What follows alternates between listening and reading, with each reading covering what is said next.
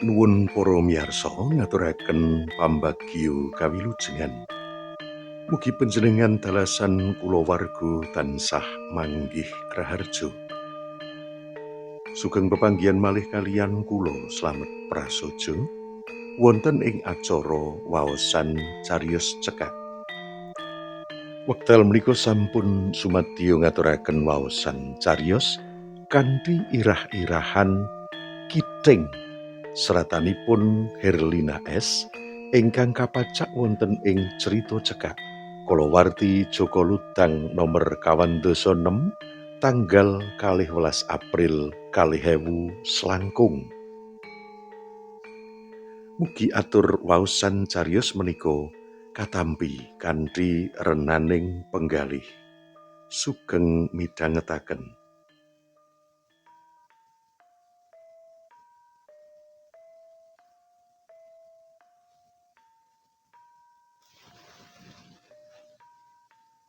Udan deres kawit subuh durung leren nganti bedhug.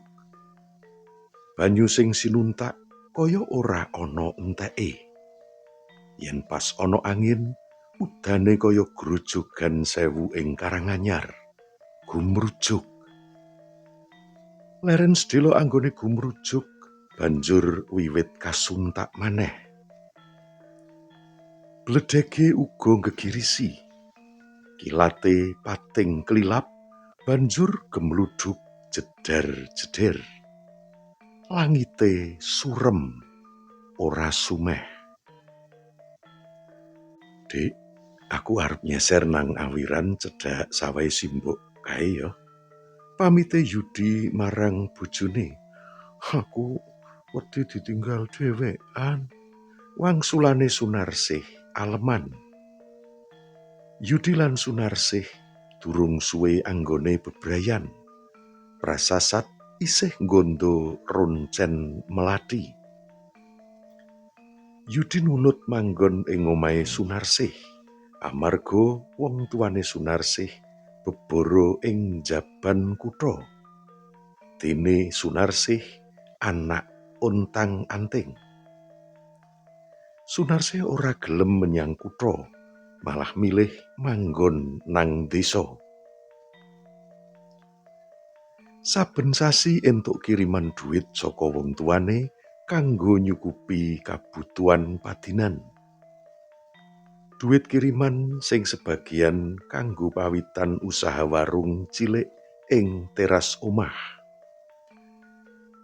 Papan manggon lan usahane ing pinggir dalan desa sing asring diliwati bocah sekolah lan kadang tani.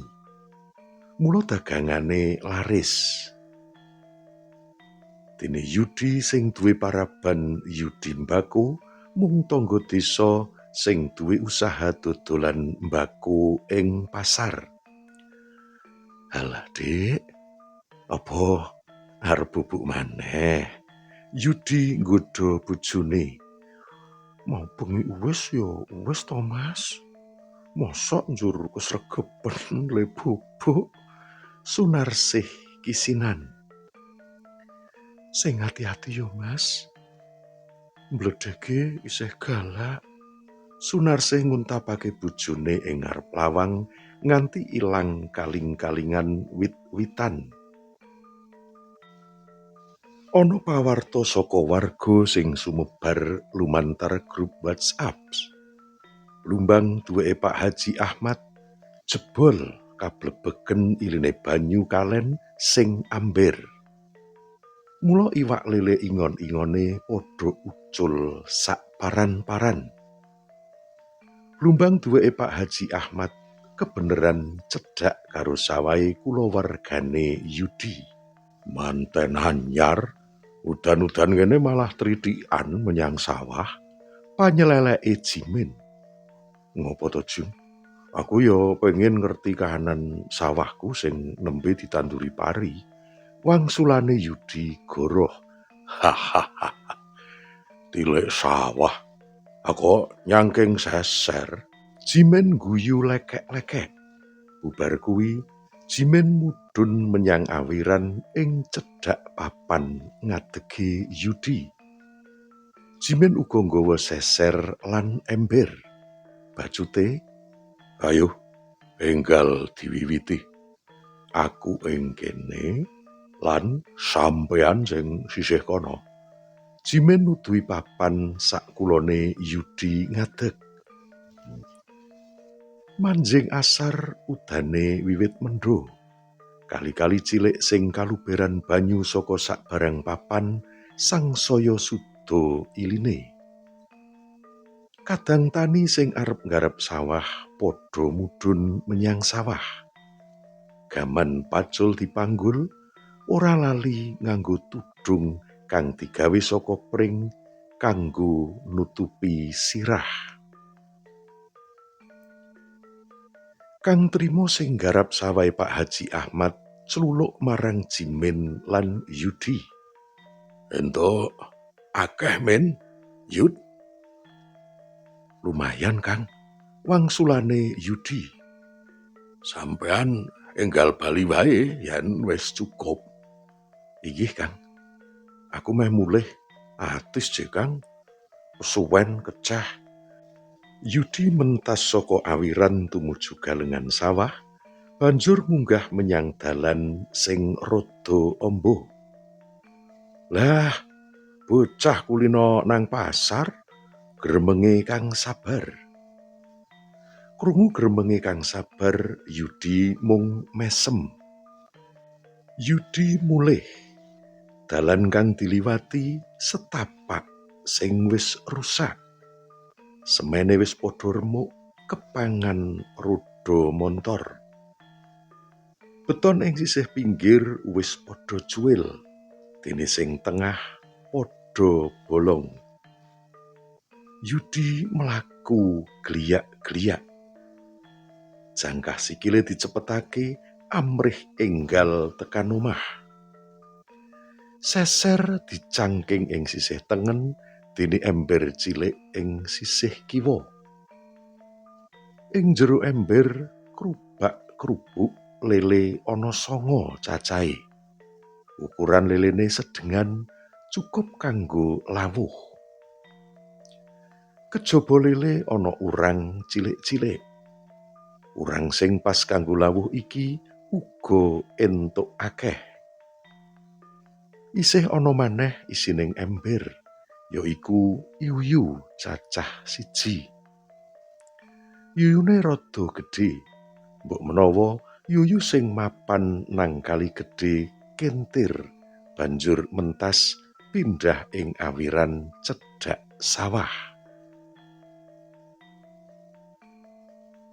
Sikile Yudi tumapak ing latar ngomah. Yudi mesem weruh Sunarsih lagi ngepel teras sing jeblok bubar ketampias banyu udan.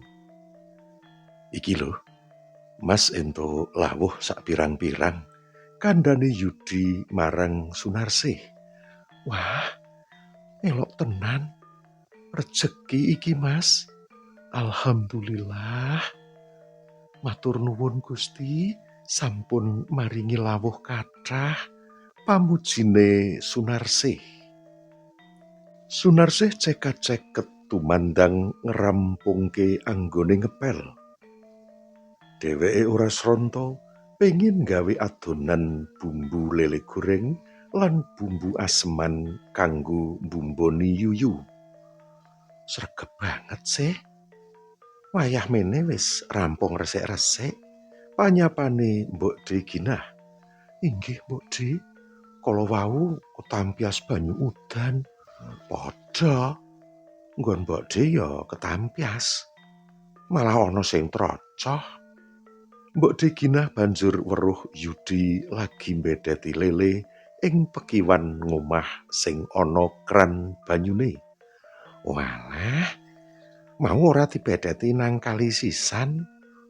"Kula supe, Mbok De. Saking bombonge pikantuk kathah ulam," saure Yudi. "Badhe tindak pundi, Mbok De?" Arep golek mbako kanggo pakdhemu kae.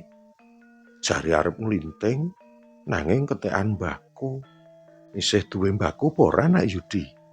Sekedhap Yudi nyedhaki Sunarsih banjur kongkon bojone iku supaya njupukake mbako sing ana besek cilik ing dhuwur lincah. Sunarsih manut marang bojone. Dheweke gage menyang pawon. Nak Yudi, sepurane Nak Yudi lan Sunarsih wis resmi to? Banjur Sunarsih wis isi apa durung? Pitakone Mbok De Ginah lirih. Lah, pripun to Mbok De? Iki wis sebasar luwih anggone bebujuan. Yen sekirane Sunarsih wis ngandhut, aja mbok terusake anggone mbedheti.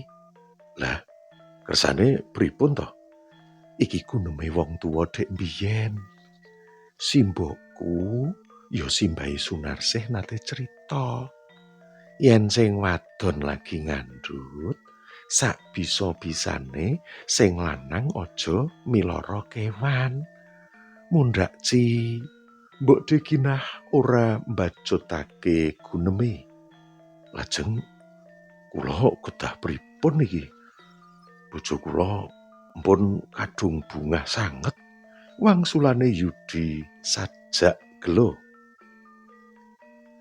Ora let suwe Sunarsih nyedhaki Mbok De Ginah banjur ngulungake mbako sak wadah besek piti. Ature Mas Yudi, boten sah ditumbas, kandhane Sunarsih. Wah, gedhe panuwunku marang sliramu kabeh, kandhane Mbok De Ginah mbungai.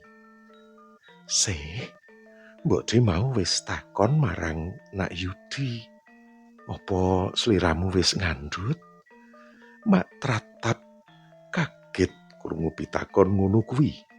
Ing pikirane Sunarsih, dene Mbok De Ginah duwe panyokrabawa sing ora-ora marang dheweke.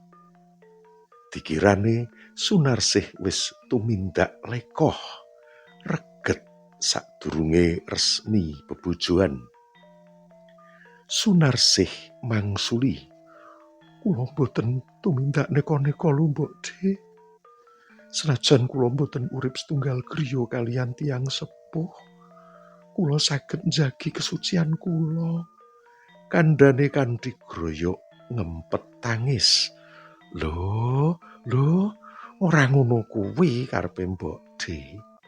Ngene lho genahe, yen kowe wis ngandhek, bojomu aja miloro kewan. Ujare Mbok De Ginah sareh. Mbok De ora meden-medeni. Nanging Mbok De wis tau mrangguli kahanan kaya ngono kuwi. Iki pancen aeng, ora tinemu nalar. Cariyose pripun Mbok De? Pitakone Yudi kebak rasa pengin ngerti. Ana sedulure simbok sing manggon adoh nang paran kono. Piyayine duwe putu lanang. Iku putu siji-sijine sing diduweni. Amarga bubar kuwi anake wadon nemahi tiwas bubar babaran. Mbok De lan simbahmu mara mrana kanggo layat lan sisan tilik bayine. Saebo kagete, jebul tangane bayi abang iku kithing. Cacahe ana 6, jempole cawang loro. Lajeng pripun niku? Pitakone Sunarsih. Ya ora piye-piye. Bocahe sehat. Mung ya ngono kuwi. Saiki bocahe wis rampung sekolah ing SMP. Napa mboten dioperasi? Sunarsih sumedhot krungu critane. Ora, jare simbahe ben dijarke wae, ora ganggu gawe. Niku larah-larahe pripun Mbok De? Yudi melu sumedhot. Embuh, Genahe kepiye Mbok Dhe ora mudeng. Mbok Dhe mung krungu-krungu saka tangga kiwa tengen sing padha crita dene bapake si bocah kuwi pegaweane asring mancing. Yen lagi nedeng-nedenge mancing, sok seneng nugeli capit yuyu gawe dolanan. Embuh bener utawa goroh, Mbok Dhe ora ngerti. Melas bocah inggih, Mbok Dhe. Tangane lajeng aeng, kandhane Sunarsih sedih. Mula kuwi Mbok Dhe nggenahake, sliramu wis ngandhek apa durung? Yen wis ngandhek, kene iwake dak olahe, mengko sliramu tak terima tenge. Piye, Dik? Ora apa-apa ya diolah Mbok Dhe? Yudi nggenahake marang bojone. Iya Mas, ora apa-apa. Aku kepenak kari mam lele gorenge, ora rekoso goreng dhewe. Kandhane Sunarsih karo ati sing legawa. Wayah surup lele goreng wis cumawis ing dhuwur meja dikanteni lalapan lan sambel terasi.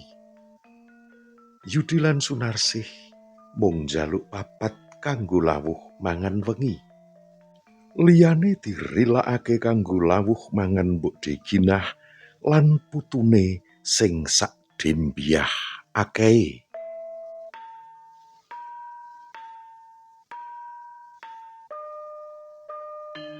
Mekaten menggah pungkasaning cariyos kanthi irah-irahan Kiting seratanipun Herlina S.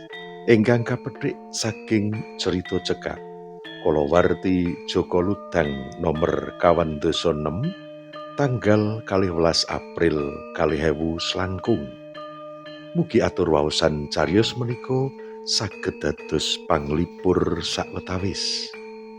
Kula nyuwun gunging samudra pangaksami awit sedaya kekirangan dalah kalepatan anggen kula ngaturaken waosan cariyos menika. Ing wasana kula nyuwun pamit ngantos pinanggih malih wonten ing waosan cariyos sanesipun. Mugi rahayu ingkang tansah pinanggih. Nuwun, nuwun, matur nuwun.